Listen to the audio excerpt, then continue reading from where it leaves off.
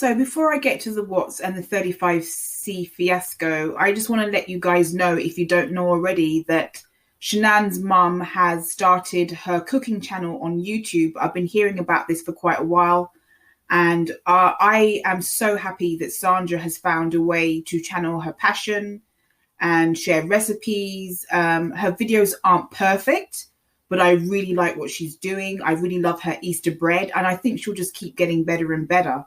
I've always felt compassion and empathy and sympathy for Shanann's family and their loss. And I'm really happy that Sandra has an outlet where she can express, herself, and she can channel her pain into something positive, which is cooking, eating, sharing recipes. It's always a positive thing. So I'm going to put the link below.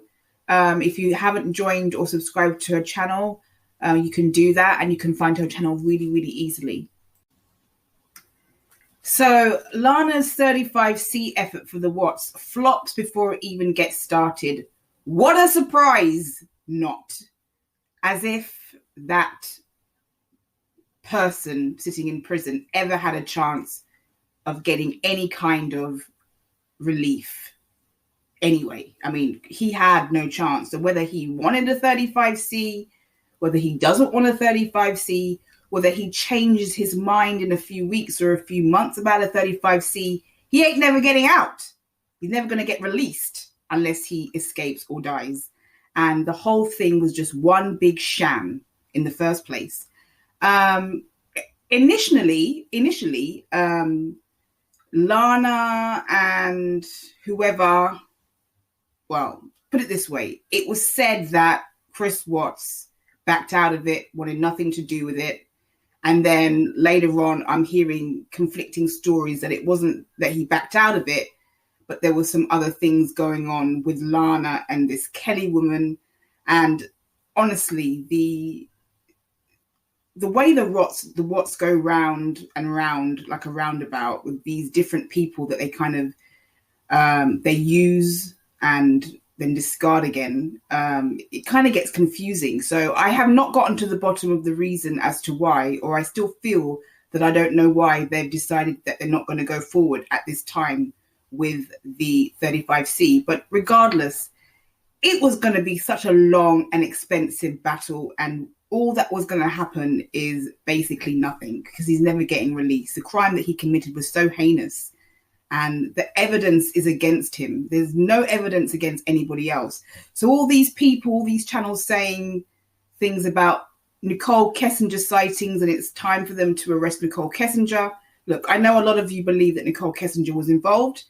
There's no evidence. True Tam, you're saying you're still investigating this case and that you're giving information to the FBI or CBI or whatever. Nicole Kessinger will never be arrested. And that's why you have all these channels producing fake sightings of Nicole Kessinger, because there's nothing else to get on her. So people are, instead of an arrest, all you have is channels trying to create some kind of momentum, trying to get views by producing fake sightings of Nicole Kessinger. Most of them, if not all of them, are fake. I don't know if any of you know who Miss Mensah is. Miss Mensah was a staunch supporter of the Watts and did not like Shanann at all. And lately, her conversation has been changing. I mean, I think she's saying things about the Watts that she was never saying before. She doesn't have as many good things to say about them. And I think what really ticked Miss Mensah off is when they took up with Kim Kaufman. That really ticked her off. And then, we had Lena as well. And, she's the type of person that was just bashing Shanann, saying not so nice things about Shanann.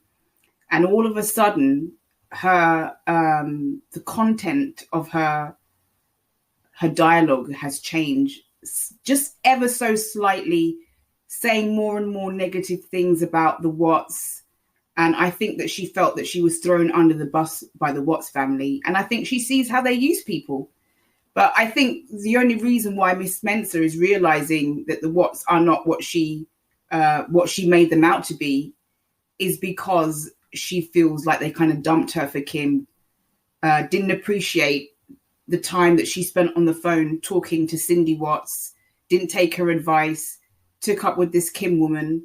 And she's saying, a lot more negative things about the Watts family. And this is a family that she had put on a pedestal, literally, saying what a wonderful person Cindy Watts is. And those scumbag attackers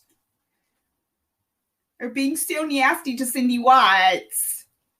But it's interesting to listen. If you know anything about Miss Mensah and the Watts case, you know that she is no fan of Shanann, and that she was saying nothing but kind things about the Watts family, and her dialogue has started to change because I think she felt that she was discarded by them.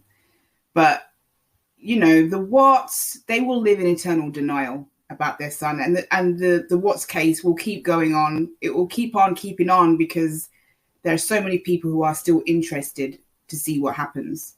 But regardless of whether Chris Watts changes his mind, he's never going to get a 35 seat. It was never going to happen. And Kim Kaufman has continued with her channel because it makes her some money. And that's all. She was another con artist.